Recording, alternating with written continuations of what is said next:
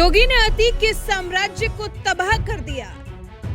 कुख्यात माफिया की मन्नत को भी नीलाम कर दिया। माफिया की करोड़ों की कोठी की हो गई कुर्की। ढोल नगाड़ों संग कोठी नीलाम करने पहुंची थी पुलिस। योगी के राज में माफिया, बदमाशों और अपराधियों की जगह नहीं है।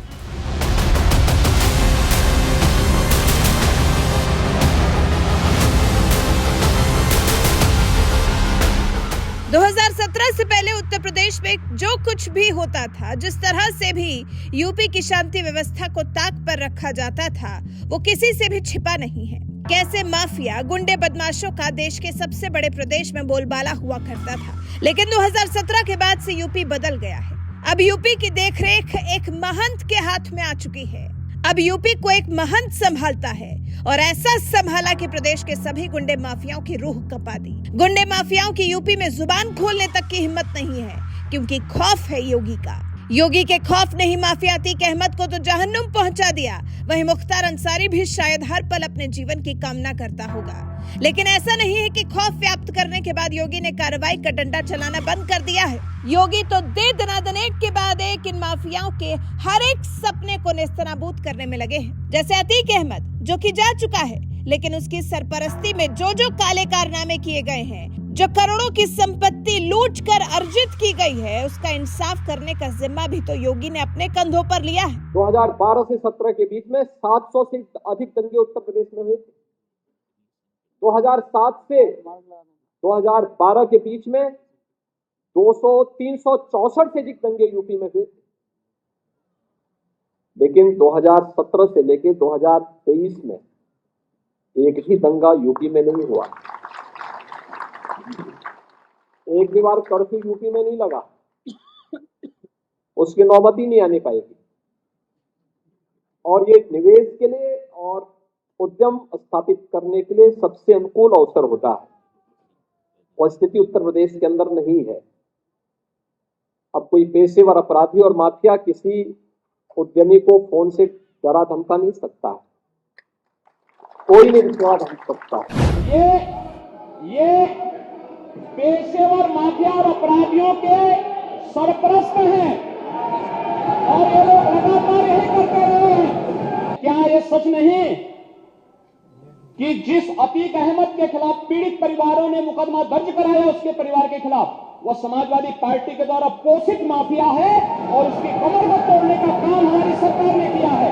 और फिर मैं कह रहा हूं, इसे हाउस में कह रहा हूं, इस माफिया को मिट्टी में मिला देंगे।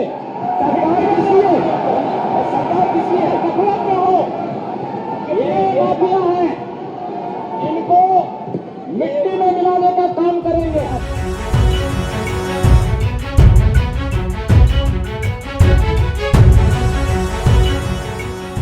तभी तो योगी ने ग्रेटर नोएडा में अतीक अहमद की करोड़ों की प्रॉपर्टी को कुर्क करवा लिया है। ग्रेटर नोएडा में अतीक की सेक्टर 36 में स्थित कोठी मन्नत को ढोल नगाड़े बजाकर पुलिस ने कुर्क किया है।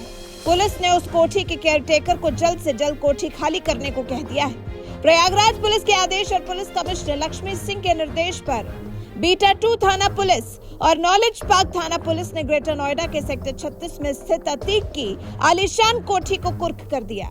ढोल नगाड़े बजाकर की गई ये कार्रवाई लोगों के बीच में एक अलग और अनोखा अनुभव रही। लाउडस्पीकर के जरिए मुनादी करते हुए पुलिस ने अतीक अहमद की कोठी मन्नत को सील कर दिया है, जिसका नंबर A107 है। अतीक की इस कोठी के बारे में एक कहानी बड़ी मशहूर है कि अतीक ने इस कोठी को अपने बच्चों की पढ़ाई के लिए खरीदा था। जी, माफिया ने अपने बच्चों की पढ़ाई के लिए इस मन्नत नाम की कोठी को खरीदा था। 2015 में उसके बेटे ग्रेटर नोएडा के एक यूनिवर्सिटी में पढ़ाई के लिए आए भी थे, लेकिन इस कोठी का इस्तेमाल पढ़ाई से ज्यादा गैर कानूनी और आपराधिक गतिविधियों के लिए किया जाने लगा। अतीक जब भी दिल्ली आता था तो अपने गुर्गों के साथ यही मीटिंग करता था। जमीन से जुड़ी कई डील यही इसी कोठी में फाइनल हुआ करती थी। यही सब करते करते धीरे धीरे अपराधियों का एक अड्डा बन गया। पिछले साल के उमेश पाल हत्याकांड के बाद अतीक का बेटा असद और शूटर गुलाम कानपुर होते हुए ग्रेटर नोएडा में मौजूद इसी कोठी मन्नत में पहुंचे थे। मतलब ये कि पढ़ाई के लिए खरीदी गई कोठी का इस्तेमाल पढ़ाई के लिए तो शायद एक दिन भी नहीं हुआ, लेकिन हाँ, गलत कृत्यों में कोठी का खूब इस्तेमाल किया गया। और अब योगी सरकार ने इस कोठी की भी कुर्की करवा दी है, वो भी पूरे ढोल नगाड़ों के साथ। जश्न मनाया गया कि अतीक अहमद जैसे माफिया की एक और संपत्ति को खत्म कर दिया गया। आपको बता दें, अतीक अहमद की अवैध संपत्ति के खिलाफ योगी सरकार के राज में लगातार एक्शन जारी है। उसकी अवैध संपत्ति और गिरोह की काली कमाई पर सरकार और कानून का शिकंजा कसता जा रहा है। पिछले साल प्रयागराज में स्थित उसकी कब्जाई गई 16 अवैध संपत्तियों को कुर्क कर दिया गया था। प्रयागराज पुलिस कमिश्नरेट ने एयरपोर्ट थाना क्षेत्र के कटहुला गौसपुर में अतीक अहमद की करीब 20 बीघा जमीन को गैंगस्टर एक्ट के तहत कुर्क किया था। इन संपत्तियों का मूल्य करीब 12 करोड़ रुपए के आसपास बताया गया है, जिनकी अतीक ने अपनी गुंडई के बल पर कौड़ियों के भाव में रजिस्ट्री करवा ली थी।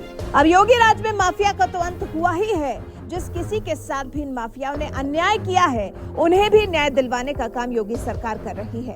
अब आप हमें बताइए कि आप योगी सरकार के इस कदम के बारे में क्या कहना चाहेंगे।